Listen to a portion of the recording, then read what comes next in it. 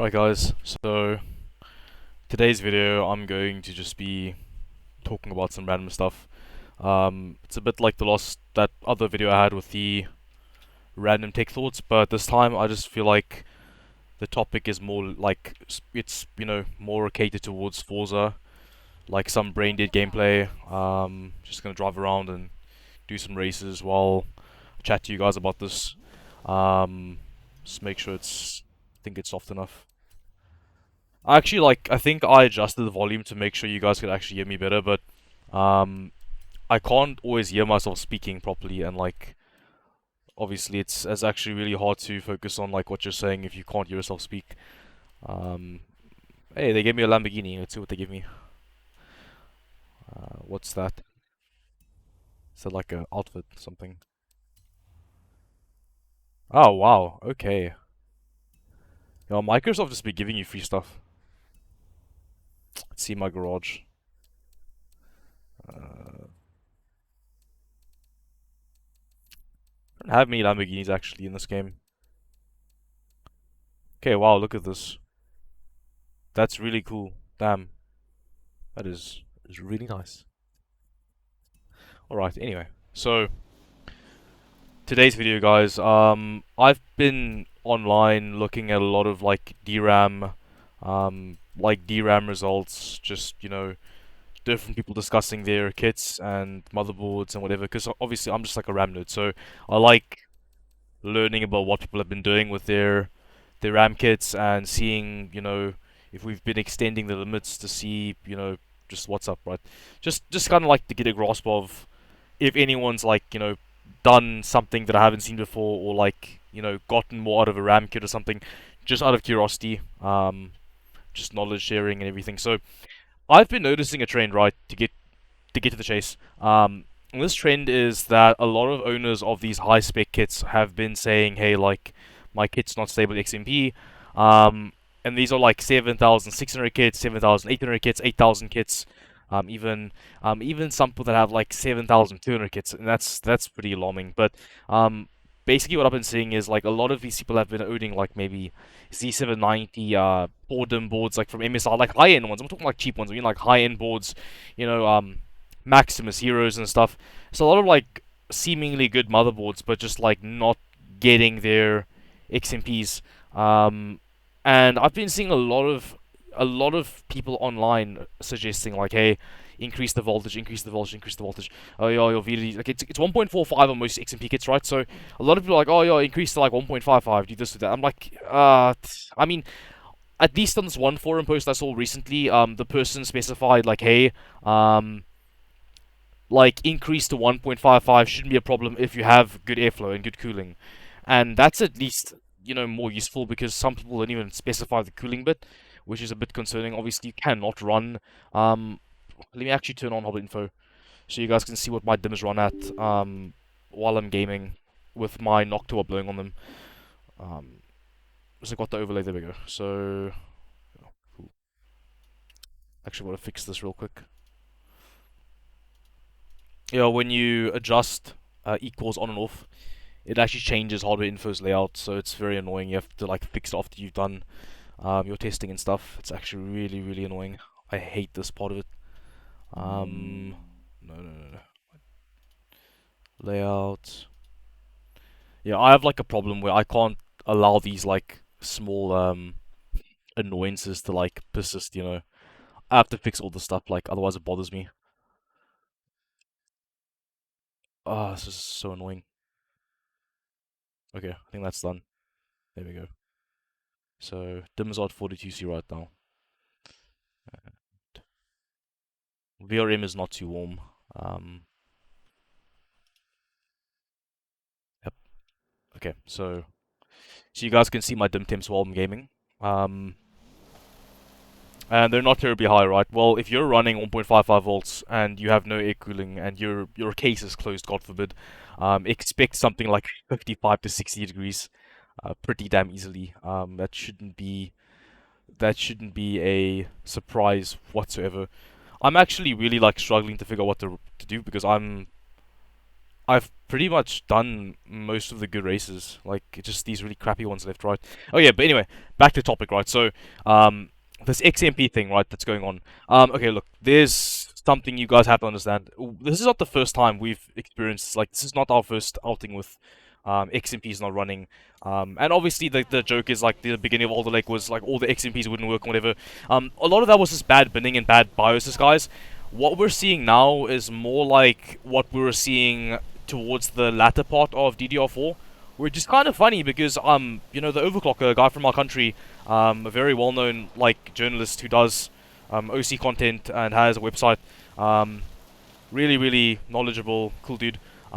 He actually mentioned not so long ago on Twitter, like, it's kind of crazy to him how, because in his opinion, he thought, like, that we were, because, I mean, he's been around for way longer than I have, right, so he's seen a lot of, generational, progression with RAM and stuff, things I haven't seen before, right, and he was, and, I mean, he's been a lot around longer than a lot of people, like, most people, actually, in the scene, and he was saying how crazy it is to him, how we're already, so high in DDoS, and he's right, because if you think about it, right, 4,000 was a very normal daily, you know, balls to the wall max OC on D4, right? Like D4, 2x16 kits. You know, if you had a 4,000 tune, like 4,015, imagine like 14, even if you had like really good kit and really good IMC, that was pretty much, you know, the cream of the crop, right? I mean, yeah, you know, if you had an i9 10 or AK, you had a really good bin sample, you could maybe do like 45, 33, like Frame Chasers was doing. I mean, sure, that's possible if you had like liquid cooling and really like well bin BDI and stuff, but most cases, you know, most people didn't run 45, 33 and 4400. Like, I mean, you know, some really good IMCs, even Alder Lake, maybe you'd get like 4200, 4300. You know, 4200 is really rare on Alder Lake and Raptor Lake. If you can get 4200, you have a really good bin.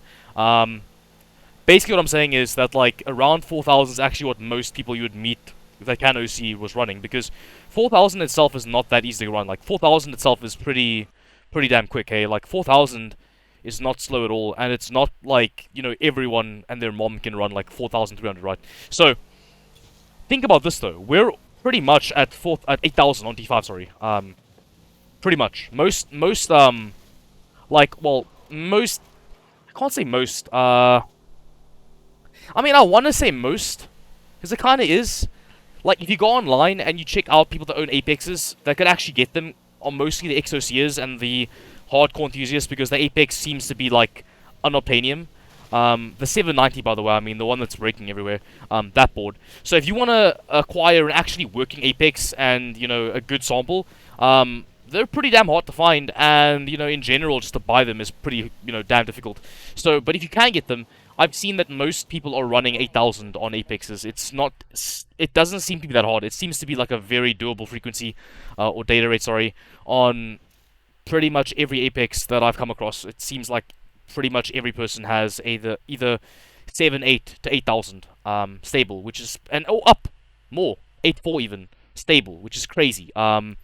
Absolutely insane. I haven't seen that on the dock actually. Some dock owners have said they've done like 8000 plus, but I haven't seen any screenshots thus far. I tend to believe people, but it's you know, I haven't seen many, if any, dock owners actually like present screenshots with 8000 plus, you know, stable, like actually, you know, usably stable for daily, right? And so basically, like I just, you know, D5 has progressed so fast, but we're at a point now where a lot of people are buying these like high spec kits. Like, you know, back in D4, you're talking about the kits like the 4.4 C17 G skill kit, or like the I think there was a Galax kit. I think it was a Hoff kit, like 4800 C18 or something. Maybe 17. I don't know. It was like the Galax kit though. It was a Hoff BDI kit that was 4800, really high bin kit, hard to find, expensive as hell. And then you obviously had like there was some AFR kits that were like above 5000. Mega transfers. There was the Crucial Ballistics Max kit that I owned, that I used in Ryzen, that I got to 5000, because in Ryzen you could actually unlink the IMC, so it was not that hard to get to 5000. Well, it wasn't easy, but it wasn't that hard. But yeah, with Intel, for example, the K900K, the 9900K, 8700K, if you wanted to run above 4000, it was difficult, and a lot of those XMP kits that came out between, like, I want to say 2017 and 2019, maybe 2020 from G-Skill, just did not run. at all. Like G-Skill had a lot of nice kits, a lot of well-built kits. Galax had the kit, of course, and a lot of these kits just would not run XMP for obvious reasons. And this is something that I just don't really understand why with D5 now we're so confused as to the fact that you can't just boot XMP. It's not been like it's not that uncommon. It's like not that new of a concept. It's a pretty pretty like we've been there, we've done that kind of thing. I guess part of it is vendors have been over-speccing boards, so even like 4DIM MSI boards are like spec for 7,200, like the really like low-end ones, like the Tomahawk and like the Edge, are like 7,200 with like 6-layer PCBs, and then there's obviously like the Carbon and like the Force and the Ace and stuff that are all like spec for 7,600 plus. Which is a reach if they don't get there, but I mean they did the same thing with all the I mean 6,666. That was never happening on a Carbon. So yeah, like it's a reach, and it's concerning to say the least that vendors are kind of promising their customers these outlandish frequencies that just aren't gonna happen. I'm pretty sure that like people are seeing these motherboards are buying, saying like, oh yeah, it's 7,800 capable, whatever. I mean the Hero has 7-8 kits on its XMP list. It's very it's QVL whatever. The 790 Hero now I'm talking about. It is a really good board, but I mean a lot of people aren't gonna get 7.8 to 8,000. Even if you have an XMP on QVL. And I mean, I've even seen the dock, like, I mean, dock owners have been saying online, like, hey, I can't run my 7.8 kit or my 7.6 kit, whatever. You get the picture. So, a lot of people have been saying, like, oh, I can't do my XMP. And the thing you have to understand is that if you don't get your XMP done, at, normal, like, stock settings, whatever, auto settings, it's not a matter of increasing voltage. I've been saying this for a while now. I've tested a lot of motherboards, guys, a lot of memory kits, a lot of CPUs. I'm telling you right now, like clockwork, my observation that I've been, spewing everywhere online has pretty much never failed, which is that if your stuff can't do it, it can't do it. Like, if your parts can do a certain data rate, you will get there with difficulty. But if you really can't do a data rate, it's never going to happen. And there's no amount of tweaking you'll be able to do. Like, increase VDD and VDDQ. It's not going to help. In fact, in a lot of cases, overvolting your RAM will actually decrease stability. It'll do that, really quick. Even SA, increasing SA above what's actually optimal, to try and force a high data rate, it never freaking works. I'm telling you right now, it never works. Same with, drive rail. The drive rail has about a max of, VDD, and on the dock, it's good to match them. On other boards, you don't match them, but the drive rail has an optimal, kind of region that it likes to sit in for most boards and CPUs and stuff. And I'm telling you right now, increasing the drive rail, VDD2, it's almost never conducive to success if you're trying to get your kit, to run at the speed you want. It's almost never going to fix it. Like, whatever it's meant to run at, it's what it's meant to run at. And if you're going to try and force the speed by, like, increasing voltage, it never works. Increasing timings, it never works. I see so many people online be like, oh, dude, try increasing the timings. I get it. You're trying to help the dude. It's a noble gesture, but the honest to God truth is, it's never going to help. It's never going to work. Increasing your timings to, like, CL 40, 50, 50, like, like 40 CAS and, like, 50 TRCD, it's never going to do anything. It's never going to fix it, dude. Like, it's absolutely never going to fix your problems. It just doesn't work. There's no way that increasing your timings is going to somehow fix a fundamental problem with your signal integrity. There's no way. It just never works. And I'm speaking out of experience. I've tried it 1,000 times. I'm telling you guys right now, I've tried everything. And the only way to get a data rate to work is if it was going to work in the first place, first of all. So you have to have some sort of semblance of a sign and indication showing that this actual data rate was going to work. Maybe whether it's like a single pass of VST, like a single run before it errors, whether it's a semi-promising looking pass of TM5 Absolute or something, one Asmus, whatever. Some sort of semblance of hope, something that you see that indicates, hey, this data rate might be doable. And then you can start playing. Then you can start adjusting PLLs, test them all, test like between stock and 1.02, maybe 1.05 you're comfortable. Just test every single value on SA and MC, try and see if increasing its, resulting in stability, and then go to ODTs. ODTs are important as hell. Like you guys saw from my last few videos, I speak about ODTs. The ODTs are so important. Like they're so damn important. Like I mean, on Ryzen, a lot of people would abuse ODT tuning, and for some reason on Alder Lake and Raptor Lake, we just have not been manipulating ODTs. It's so strange. I mean, like QXE, the fact that he mentions it online, and the fact that he's given me values and like sort of encouraged people to try ODT tuning is really good, because it's actually so important. Like ODTs make a huge difference. I mean, you'll never know what your IMC can do until you've actually like messed around with them and seen like, hey, like is it helping, is it hurting performance, increase resistance or decrease or whatever. You have to test everything. You have to try and see what's in what direction you're actually like moving. And you'll be surprised. Like sometimes a single value, man, like I'm telling you right now, a single value could be all it takes to give you 7, 6, 7, 8, whatever. Always be realistic, obviously, of course. Like never expect to get like 8,000 out of a 6-layer board. That's not realistic. But I'm telling you right now, like, mess with ODTs, mess with PLLs. Make sure your TX and your SA are optimal, and your drive rail, your VDD2 are optimal, and make sure your RAM voltages are sensible, because like I said again, overvolting DDR5 never results in anything good. It's never gonna help you. Like unless you can overvolt DDR5 and extract tighter timings, yes, but only if you were fine for the data rate to begin with. Like if you could do the data rate to begin with, like if it was easy for your board and your IMC, then you'll notice that you have a lot more room for error. If you can up your voltage and like tighten your timings, that means that you had room for error. You had headroom. If you don't have headroom, you're kind of setting a voltage that can run. There's no way you can adjust it. It's the only value that runs, and whatever timings come out of that value is whatever you get. It's free, essentially. The timings are what they are. There's no way of increasing voltage to get more timings or get better timings if you're already at the cap of your IMC, if you're already running at a voltage where it's on the brink of corruption, and signal being sort of distorted. That's what happens towards the end of your hardware's limits.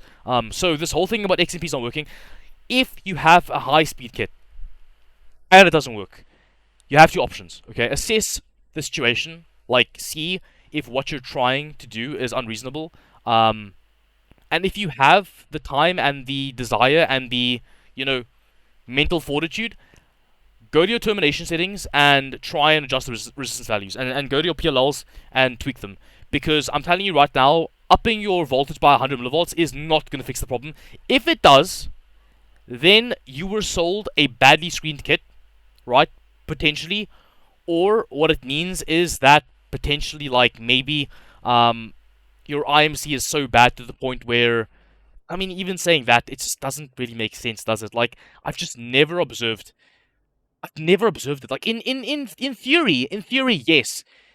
A certain kit might have been screened on a really good board, a really strong IMC, and then it runs a certain data rate, a certain XMP profile at 1.45 volts, whatever, right? So that could happen, but I've never observed with DDR5 that if you are lacking signal and you need more signal, that upping your voltage by like 100 millivolts is gonna fix the signal problems. I just don't see it happen. It's like what's more likely to happen is you're gonna have to drop the data rate and then change ODTs and PLLs and then try and get towards an area where a certain list of timings and data rate runs that's more reasonable, and then you kind of like it has to balance out. So you can't run like, okay, let's say it was like 7,800 C38, right? Like 38, 48, whatever the XMP, right? So if that's 1.4 volts and your kit's not stable, right? To go to 1.55 means you are taking ICs that was screened to run that, well, so to speak, screened to run that list of settings at 1.4 volts. Now the ICs are receiving 100 millivolts extra, and you're expecting them not to distort, you're expecting signal not to distort. Like, that's not very reasonable, is it? Like, that's kind of reaching. Like, I mean, why would increasing the voltage by 100 millivolts, way above what the ICs really want for this given, set of settings, Why would that work? It just doesn't make any sense. Like DDR5 ICs just don't behave that way. Like they never have. Like if the ICs want 1.45, then they want 1.45. Then what you can do is you can increase voltage and then change data rate and timings and see if you can make use of the extra voltage headroom. That's a potential route of action. You know, that's a potential fix. Or you have to get better hardware. A better IMC, a stronger board. That's it. That's all you can do. There's no way you can sit with your XMP like 38 CAS, you know, terrible timings, and then just be like, oh, up the voltage by like 100 millivolts. There we go, stable. This is never gonna work. Like, I mean, it works in, you know, maybe 5% of cases, but in the vast majority, it just never helps. You often just find people returning kits. That's the sad truth. Or just setting for a lower data rate, which is much more reasonable. That actually ends up happening more often than not. Like, people just reduce the data rate slowly until they eventually land at like what 7,200 or something. You know, something much more conservative. That's a sad reality, guys. So that's about it. I mean, that's my elaboration on you know, high-speed D5 XMPs and instability. And if you can't run your kit, then you know it's unfortunate, guys. But that's kind of how it is. So till the next one. Hope you guys found this informative, useful. Yeah. Cheers, guys.